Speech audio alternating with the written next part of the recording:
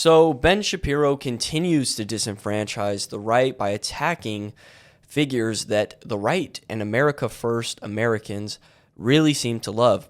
Today, it's Thomas Massie after he went on with Tucker Carlson and talked about the corruption around AIPAC.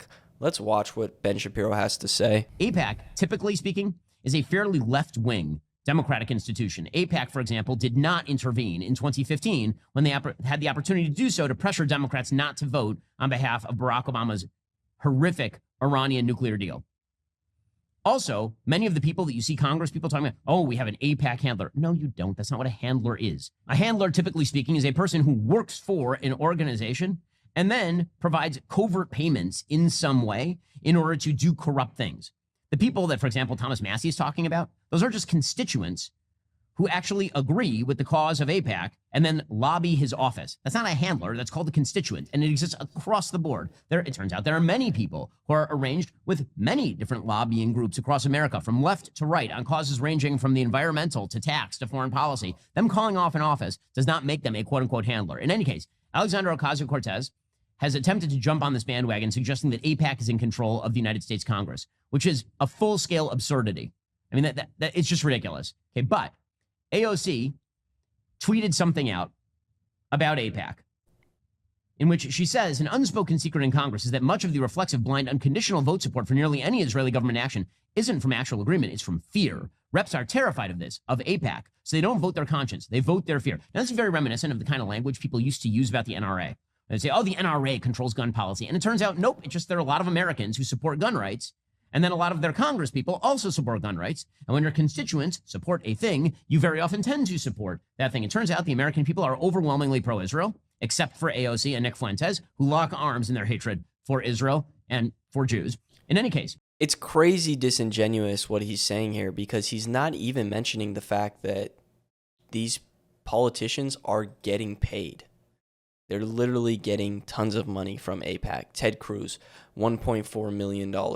Tons of the people that you think are in your corner are actually getting paid by a group that wants to prioritize another country. I mean, this is absurd.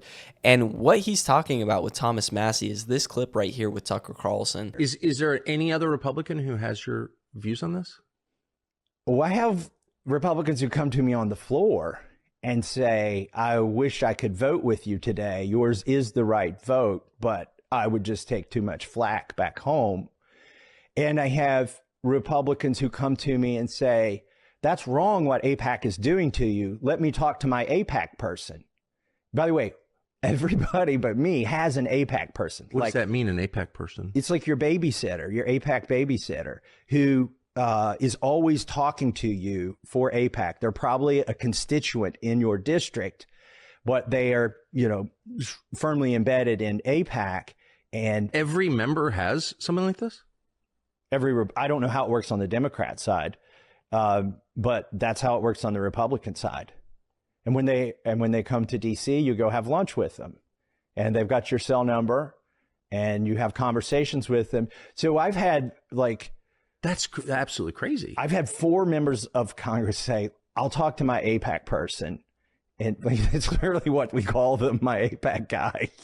I'll talk to my AIPAC guy and see if I can get him to, dial those ads back. Why have I never heard this before? It doesn't benefit anybody. Why would they want to tell their constituents that they've basically got a buddy system with somebody who's representing a foreign country? It doesn't benefit the congressman for people to know that, so they're not going to tell you that. Have you seen any other country do anything like this? Like no. Russia obviously determines the outcome of our elections. We keep hearing that. Does anyone have a Putin guy that they talk to? Not only do they not have a Putin guy, look, they don't have a Britain guy. They don't have an Australian guy. They don't have a Germany dude.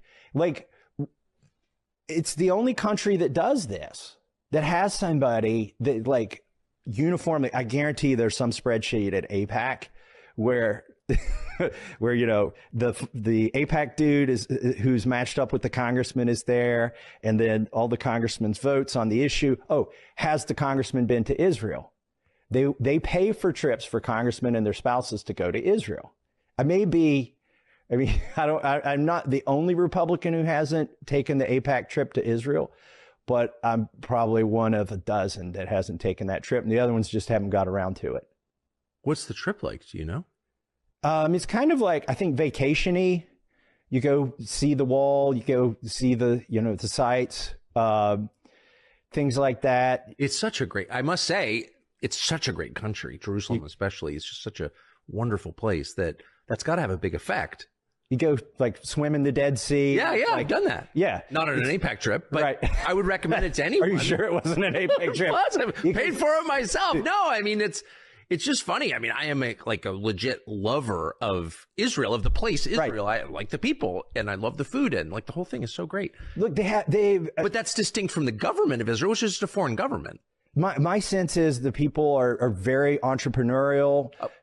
That totally. They're publicly minded. They care about their country.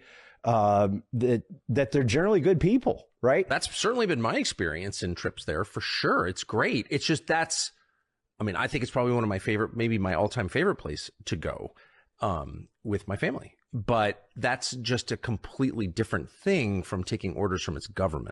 Yeah, exactly. Completely different thing. Now, when we look at a few of these, there's an AIPAC tracker, and it tracks people who are getting money. We see the Speaker of the House getting $491,000 from AIPAC.